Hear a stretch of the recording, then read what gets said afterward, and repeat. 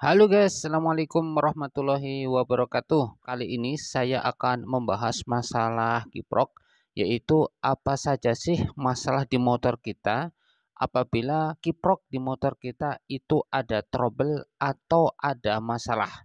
Nah, di sini saya akan menjelaskan penyakit yang umum terjadi. Pertama, yang umum terjadi masalahnya adalah kiprok atau maaf, boklam depan mudah redup. Boklam redup ini hanya terjadi pada motor-motor yang lama, teman-teman. Seperti motor Prima, apabila terjadi redup, maka biasanya masalahnya ada pada kiproknya. Kalau untuk motor-motor sekarang, apabila terjadi boklam depan redup, itu biasanya bukan pada kiproknya, teman-teman. Kadang terjadi pada mungkin motornya yang mungkin sudah buram, atau mungkin bisa pada boklamnya itu sendiri yang biasa. Kemudian yang kedua yang sering terjadi adalah boklam depan mudah putus, teman-teman. Jadi kalau motor teman-teman kok boklam depannya itu mudah putus ketika ditarik gas, ya, ini maka 100% masalahnya adalah pada kiproknya. Ini jenis tipe Yamaha juga sama, kemudian Suzuki juga sama, Honda pun juga sama. Pokok kalau ditarik gas ya kemudian langsung terjadi putus, maka masalahnya adalah pada kiproknya yang sudah rusak atau sudah lemah. Kemudian penyakit umum yang ketiga adalah motor tidak mau ngecas. Jadi akinya baru akan tetapi terjadi ngedrop atau tidak mau ngecas di akinya. Maka juga masalahnya adalah pada kiproknya. Saya pernah mengalami di motor pit seperti itu, teman-teman. Saya saat itu motornya mati, ya, motornya mati dan untuk pengecasan atau strum di aki juga ngedrop, nggak ada aki, nggak ada strum sama sekali.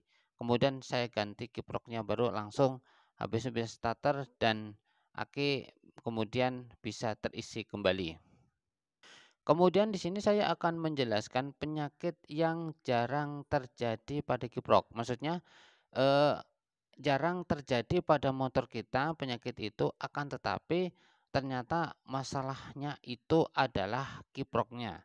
Yang pertama adalah bit injeksi boklamnya mudah putus ketika ditarik gasnya.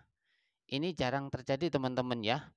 Akan tetapi apabila bit teman-teman kok di situ mudah putus ketika ditarik gas, dibuat jalan di gas, kemudian yang terjadi boklam depannya mudah putus, khususnya untuk motor bit, ini berarti masalahnya pada kiprok.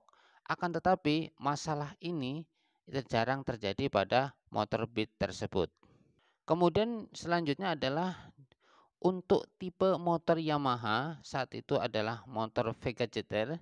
Motor Vega ZR itu apabila dikasih kiprok yang biasa, maka biasanya boklam depan mudah putus atau tidak awet di boklam depannya. Saya pernah mengalami sendiri, teman-teman. Saat itu saya kasih yang biasa, yang harga murahan, harga 30 ribuan, akan tetapi boklamnya tidak awet, hanya bisa dipakai beberapa hari saja.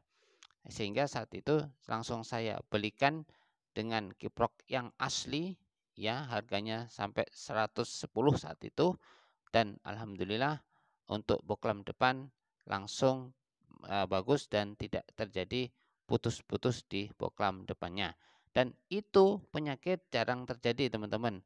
Kalau untuk tipe motor Honda seperti Grand Supra, ya, itu apabila dikasih kiprok yang biasa maka tidak ada masalah. Artinya boklam depan aman-aman saja, tidak terjadi putus-putus.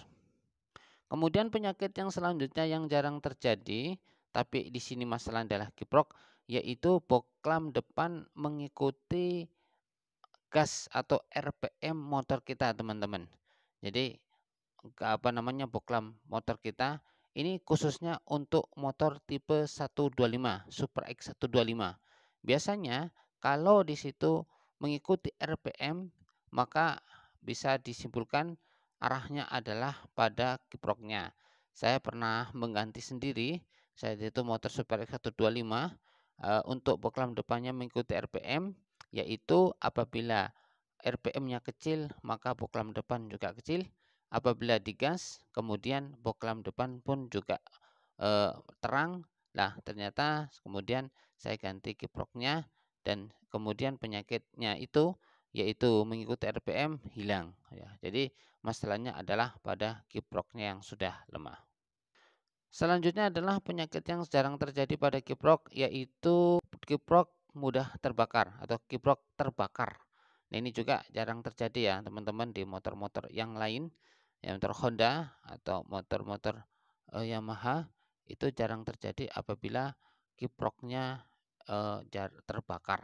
Yaitu saya pernah mengalami di motor Vario, saat itu terbakar teman-teman sehingga motornya mati dan juga otomatis ya untuk api CDI-nya juga terputus ya, karena ternyata boklamnya terbakar atau untuk kiproknya terbakar.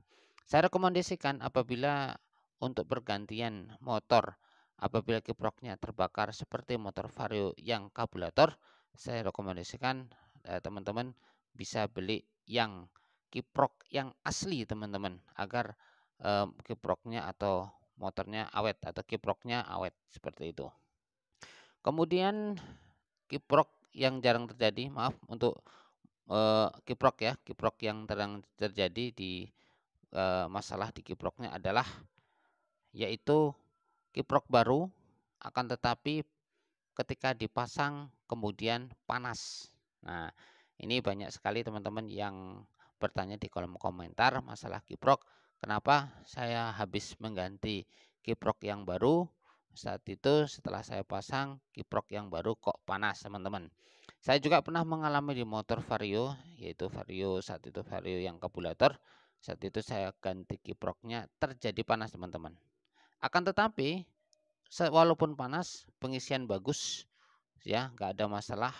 Kemudian mesin juga nyala terus, nggak mati-mati. Dan di situ memang ada yang terjadi seperti itu. Jadi kiprok baru terjadi panas, itu termasuk mungkin karena ya kiproknya masih baru. Kedua mungkin cara kerja kiprok berjalan. Dan ternyata nggak ada masalah juga ketika dipasang, walaupun panas, ya lancar-lancar saja, jadi nggak ada masalah. Jadi jangan kaget teman-teman, mungkin kok kiproknya baru dipasang kok panas, ya baru kok panas, apa ada masalah? Tidak. Jadi memang seperti itu, saya pernah mengalami. Yang terakhir adalah terjadi merebet gara-gara kiprok. Ini juga jarang terjadi ya di motor-motor lain. Ya, ini khususnya adalah di motor Suzuki. Kadang terjadi motornya merebet, akan tetapi masalahnya merebet itu adalah gara-gara kiproknya yang sudah lemah. Saya pernah mengalami di motor Suzuki Smash saat itu. Saya gas kayak mau mati. Kemudian saya ganti kiproknya yang dengan kiprok yang baru, yang juga yang biasa saat itu, dan alhamdulillah masalahnya selesai. Jadi digas biasa lagi, nggak terjadi mendem atau malah mau mati. Oke teman-teman semuanya, seperti itu pembahasan saya masalah penyakit-penyakit yang ada di kiprok, baik yang penyakit umum atau baik penyakit yang jarang terjadi pada motor baik Suzuki, Honda atau Yamaha. Semoga penjelasan saya ini yang mungkin ngalor ngidul ya bisa difahami untuk teman-teman semuanya. Mohon maaf apabila ada banyak kesalahan. Jangan lupa like, komen, dan subscribe-nya. Terima kasih. Assalamualaikum warahmatullahi wabarakatuh.